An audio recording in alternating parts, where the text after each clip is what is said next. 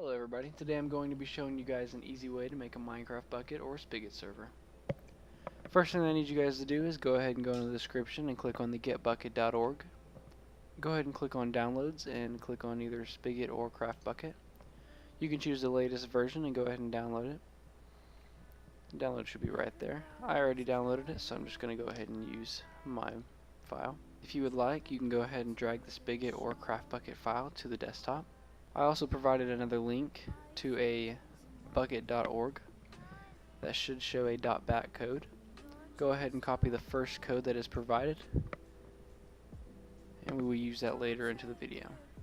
Go back to your desktop and make a new folder and name it server. Go ahead and go into the folder, and you can actually go ahead and drag the jar file into the server as well. Now go ahead and make a new text document. You don't have to name it or anything. And just go ahead and paste the code that we copied from the website. Go up to File and click on Save As. And save it as a .bat file. You can go ahead and name the file Run. Now go ahead and exit out of that. Go ahead and delete the text file that we created earlier. Now, the server will not start properly until we actually edit the run file. So go ahead and right click on run, click on edit, and change the craftbukkit.jar to server.jar. And go ahead and rename the jar file to server as well. Once you rename the file, go ahead and double click on run. This should open up a command prompt and load. The command prompt will stop and then say you need to agree to the EULA terms. So go ahead and close the command prompt and double click on the EULA file.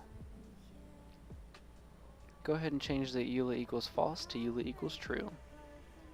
Save the file and close out of it. Go ahead and click on run again, and the command prompt should open back up and fully load the server.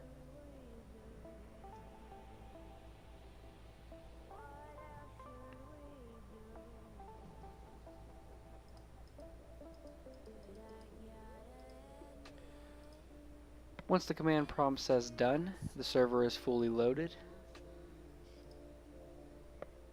And you can go ahead and minimize the command prompt out and open up Minecraft. Go ahead and normally log into Minecraft.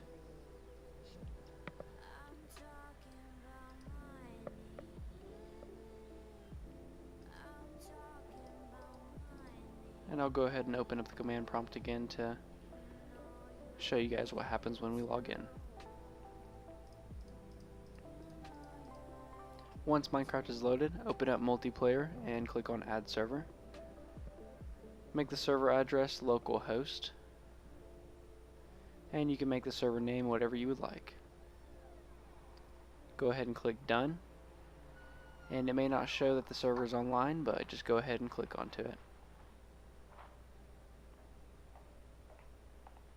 Server should connect you, and on the command prompt you will see that you logged into the server. Now you officially have your own Minecraft server. And if you would like to become an operator on your own Minecraft server, go ahead and go to the console and type in OP and then your username. That way you can go ahead and access creative mode.